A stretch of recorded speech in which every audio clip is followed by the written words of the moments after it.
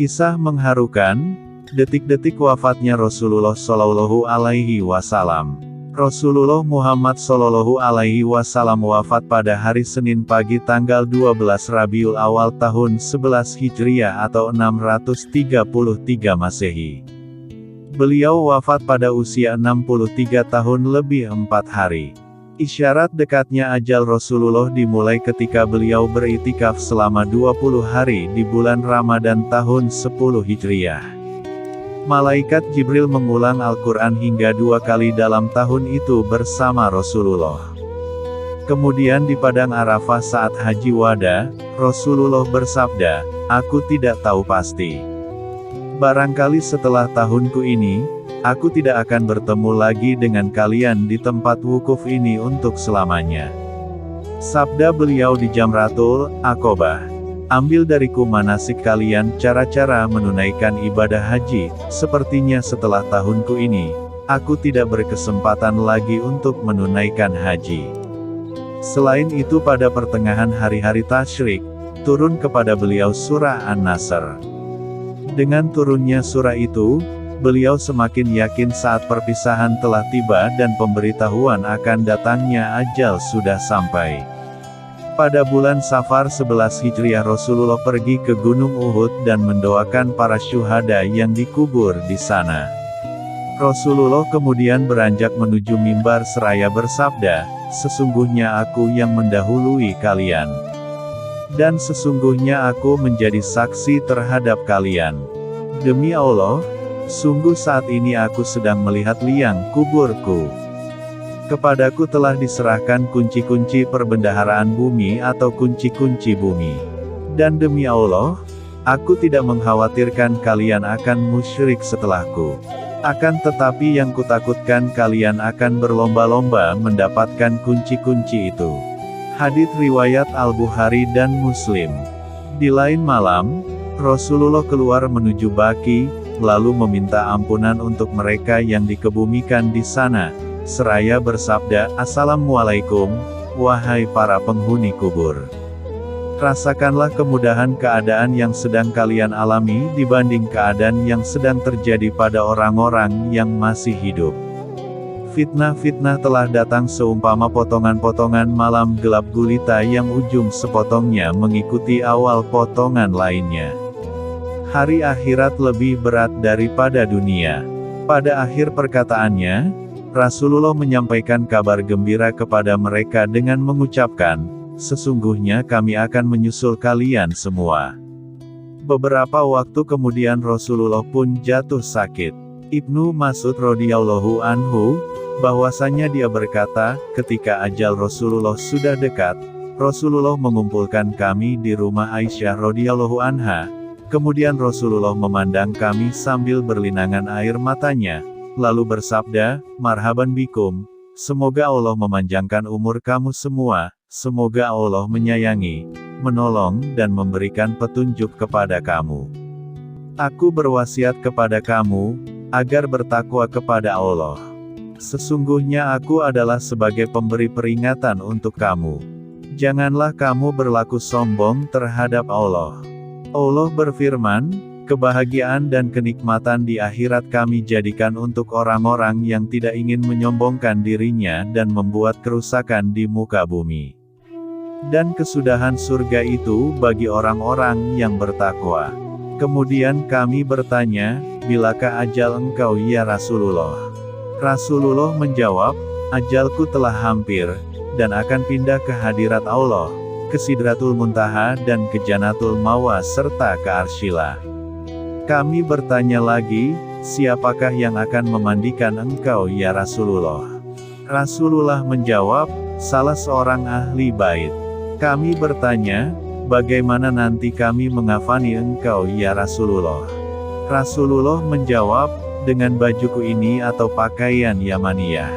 Kami bertanya, "Siapakah yang mensolatkanmu wahai Rasulullah di antara kami?" Kami menangis dan Rasulullah pun turut menangis. Kemudian Rasulullah bersabda, "Tenanglah. Semoga Allah mengampuni kamu semua. Apabila kamu semua telah memandikan dan mengafaniku, maka letaklah aku di atas tempat tidurku, di dalam rumahku ini, di tepi liang kuburku.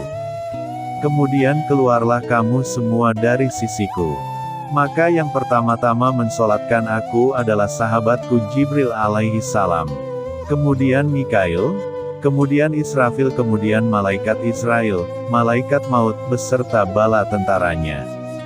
Kemudian masuklah kamu dengan sebaik-baiknya. Dan hendaklah yang mulai sholat adalah kaum lelaki dari pihak keluargaku, kemudian yang wanita-wanitanya, dan kemudian kamu semua. Ajal manusia paling mulia itu pun semakin dekat. Sejak hari itu, Rasulullah bertambah sakitnya yang ditanggungnya selama 18 hari.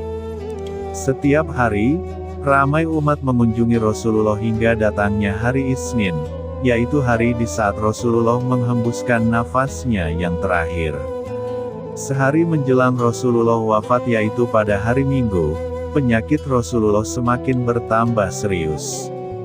Pada hari itu, setelah Bilal bin Rabah selesai mengumandangkan azannya, dia berdiri di depan pintu rumah Rasulullah, kemudian memberi salam, "Assalamualaikum ya Rasulullah." Kemudian dia berkata lagi, "As-sholah yarhamukallah." Fatimah menjawab, "Rasulullah dalam keadaan sakit." Maka kembalilah Bilal ke dalam masjid. Ketika bumi terang disinai matahari siang, maka Bilal datang lagi ke tempat Rasulullah, lalu dia berkata seperti perkataan yang tadi. Kemudian Rasulullah memanggilnya dan menyuruh dia masuk. Setelah Bilal bin Rabah masuk, Rasulullah bersabda, "Saya sekarang berada dalam keadaan sakit. Wahai Bilal, kamu perintahkan saja agar Abu Bakar menjadi imam dalam salat." Maka keluarlah Bilal sambil meletakkan tangan di atas kepalanya sambil berkata, "Aduhai, alangkah baiknya bila aku tidak dilahirkan ibuku." Kemudian dia memasuki masjid dan memberitahu Abu Bakar agar beliau menjadi imam dalam salat tersebut. Ketika Abu Bakar melihat ke tempat Rasulullah yang kosong, sebagai seorang lelaki yang lemah lembut, dia tidak dapat menahan perasaannya lagi, lalu dia menjerit dan akhirnya pingsan. Orang-orang yang berada di dalam masjid menjadi bising sehingga terdengar oleh Rasulullah. Rasulullah bertanya putri tercintanya, "Wahai Fatimah, suara apakah yang bising itu?" Fatimah menjawab, "Orang-orang menjadi bising dan bingung karena Rasulullah tidak ada bersama mereka." Kemudian Rasulullah memanggil Ali bin Abi Thalib dan Abbas sambil dibimbing oleh mereka berdua, maka Rasulullah berjalan menuju ke masjid. Rasulullah salat 2 rakaat. Setelah itu Rasulullah melihat kepada orang ramai dan bersabda, "Ya ma'asyiral muslimin, kamu semua berada dalam pemeliharaan dan perlindungan Allah. Sesungguhnya Dia adalah penggantiku atas kamu semua, setelah aku tiada. Aku berwasiat kepada kamu semua agar bertakwa kepada Allah, karena aku akan meninggalkan dunia yang fana ini. Hari ini adalah hari pertamaku memasuki alam akhirat, dan sebagai hari terakhirku berada di alam dunia ini." Sesudah salat subuh, umat Islam melihat Rasulullah berangsur sehat. Panglima Usama bin Zaid mohon diri pada Rasulullah pergi berangkat melaksanakan tugas yang diberikan Rasulullah kepadanya. Setelah Nabi mengizinkan, berangkatlah Usama ke Juruf, tempat tentara Islam berkemah. Dan sampailah Usama di Jusuf. Ketika asyik menyiapkan dan mengatur siasat perang, tiba-tiba datanglah utusan dari Madinah, membawa kabar duka wafatnya Rasulullah SAW. Mendengar kabar itu, Usama menjadi bingung. Ia tak yakin akan wafatnya Nabi, karena tadi subuh ia dan para sahabat lainnya menyaksikan sendiri kesehatan Nabi yang semakin membaik. Dan beberapa jam kemudian, seorang utusan menyampaikan bahwa Nabi telah tiada. Tanpa berlama-lama, Usama dan seluruh pasukan kembali ke Madinah, menemui untuk yang terakhir kali kekasih tercinta, yang tak akan mereka temui lagi selama-lamanya.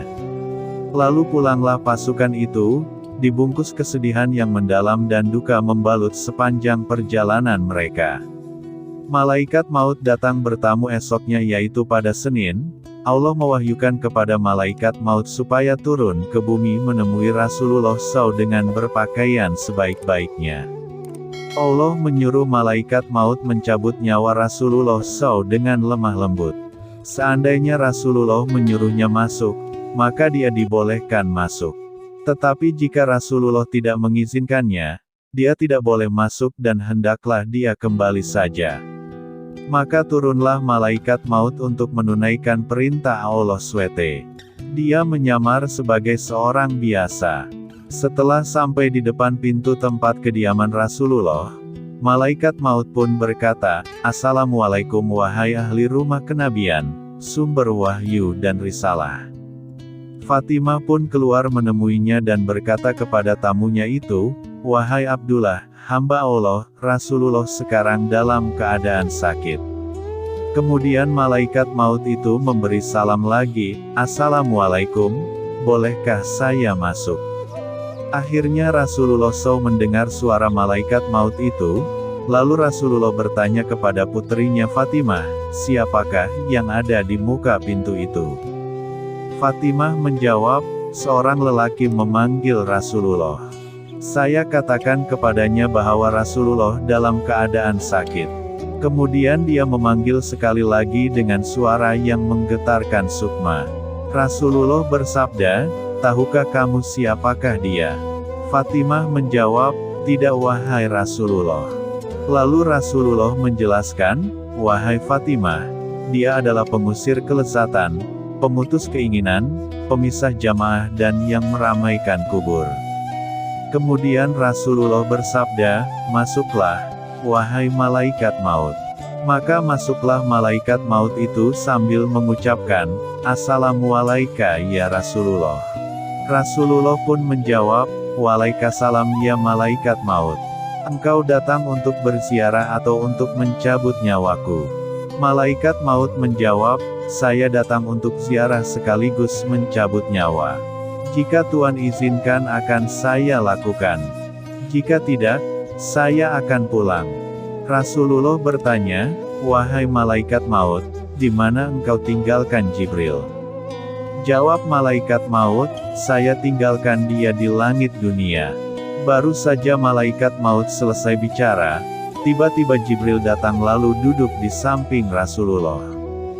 Maka bersabdalah Rasulullah, "Wahai Jibril, tidakkah engkau mengetahui bahwa ajalku telah dekat?" Jibril menjawab, "Ya, aku mengetahuinya wahai kekasih Allah." Ketika sakaratul maut seterusnya Rasulullah bersabda, "Beritahu kepadaku wahai Jibril, apakah yang telah disediakan Allah untukku di sisinya?" Jibril pun menjawab, bahwasanya pintu-pintu langit telah dibuka, sedangkan malaikat-malaikat telah berbaris untuk menyambut rohmu. Rasulullah bersabda, "Segala puji dan syukur bagi Tuhanku. Wahai Jibril, apa lagi yang telah disediakan Allah untukku?" Jibril menjawab lagi, bahwasanya pintu-pintu surga telah dibuka, dan bidadari-bidadari telah berhias, sungai-sungai telah mengalir, dan buah-buahnya telah ranum, semuanya menanti kedatangan rohmu. Rasulullah bersabda lagi, "Segala puji dan syukur untuk Tuhanku. Beritahu lagi wahai Jibril, apa lagi yang disediakan Allah untukku?" Jibril menjawab, "Aku memberikan berita gembira untuk Tuhan. Tuhanlah yang pertama-tama diizinkan sebagai pemberi syafaat pada hari kiamat nanti." Kemudian Rasulullah bersabda, "Segala puji dan syukur aku panjatkan untuk Tuhanku. Wahai Jibril, beritahu kepadaku lagi tentang kabar yang menggembirakan aku." Jibril bertanya, "Wahai kekasih Allah, apa sebenarnya yang ingin Tuhan tanyakan?" Rasulullah menjawab, "Tentang kegelisahanku. Apakah yang akan diperoleh oleh orang-orang yang membaca Al-Quran sesudahku? Apakah yang akan diperoleh orang-orang yang berpuasa pada bulan Ramadan sesudahku? Apakah yang akan diperoleh orang-orang yang berziarah ke Baitul Haram sesudahku?"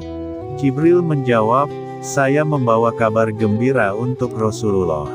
Sesungguhnya Allah telah berfirman, Aku telah mengharamkan surga bagi semua nabi dan umatnya, sampai engkau dan umatmu memasukinya terlebih dahulu. Maka berkatalah Rasulullah, sekarang, tenanglah hati dan perasaanku. Wahai malaikat maut, dekatlah kepadaku. Lalu malaikat maut pun mendekati Rasulullah. Ali bertanya, Wahai Rasulullah, siapakah yang akan memandikan engkau dan siapakah yang akan mengafaninya? Rasulullah menjawab, Adapun yang memandikan aku adalah engkau wahai Ali, sedangkan Ibnu Abbas menyiramkan airnya dan Jibril akan membawa hanut minyak wangi dari dalam surga. Kemudian malaikat maut pun mulai mencabut nyawa Rasulullah. Ketika roh Rasulullah sampai di pusat perut, Rasulullah berkata, Wahai Jibril, alangkah sakitnya sakaratul maut. Mendengar ucapan Rasulullah itu, Jibril memalingkan wajahnya.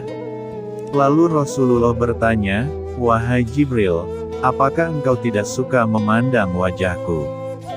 Jibril menjawab, Wahai kekasih Allah, siapakah yang sanggup melihat muka Rasulullah, sedangkan Rasulullah sedang merasakan sakitnya maut. Akhirnya roh yang mulia itu meninggalkan jasad Rasulullah. Maka wafatlah manusia mulia itu pada usia 63 tahun. Semoga Allah senantiasa mencurahkan sholawatnya kepada baginda Nabi besar Muhammad Sallallahu Alaihi Wasallam, memuliakannya, dan mengagungkannya. Semoga kelak di yaumil qiyamah nanti kita bisa mendapatkan syafaatnya baginda Nabi Muhammad. Semoga kita semua kelak dikumpulkan di bawah panjinya Nabi besar Muhammad Sallallahu Alaihi Wasallam. Semoga tidak diharamkan mata kita untuk memandang wajah indahnya baginda Nabi besar Muhammad Sallallahu Alaihi Wasallam. Amin amin ya robbal alamin.